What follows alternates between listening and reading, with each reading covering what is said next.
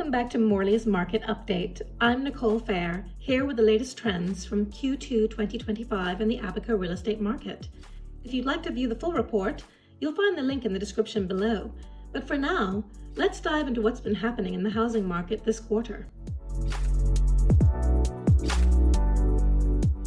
Home listings continued their upward climb in Q2, reaching 63 new listings, up slightly from the 58 recorded last quarter, and marking continued growth after 2024's slowdown. Compared to this time last year, that's a 23.5% increase, showing improved seller confidence as we move deeper into 2025. On the demand side, both contracted and completed sales rose again this quarter. Contracted sales moved up to 21, while completed sales jumped to 22, up from 15 in Q1. These steady increases reflect growing buyer activity, even if the pace remains moderate compared to pre-2024 peaks. Prices, however, took a significant step back. After spiking last quarter, the average sales price dropped sharply to $680,462, while the median sales price fell to $392,500. That's a 65.9% and 72.5% decline, respectively, from Q1, pointing to a cooling in the luxury segment and more mid-market transactions driving the numbers. Homes are also taking longer to sell as compared to this time last year, median days on market being 143 as compared to 122 last year. However, Q2 saw a drop in days on the market as compared to Q1's 186 days. That's a 23.4% decrease quarter over quarter, which shows quicker buyer decision-making as the mix of listings changes. Finally, the list-to-sale price ratio dropped again to 87%, down from 90.9% last quarter. This suggests buyers are negotiating more and are likely taking advantage of the broader softening in pricing we saw this quarter.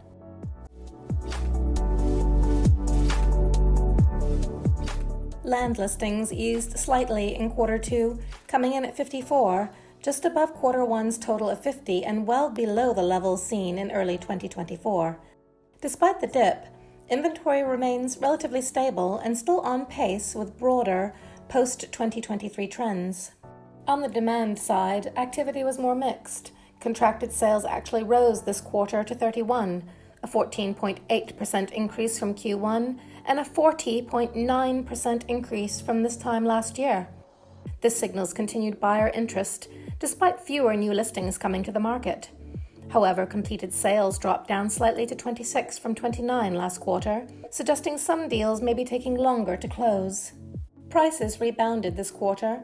The average sales price climbed to $284,984, up nearly 72% from last quarter, while the median rose to $149,950, marking a 66.6% gain. These increases suggest renewed interest in higher value parcels, or simply a shift in the types of properties transacting.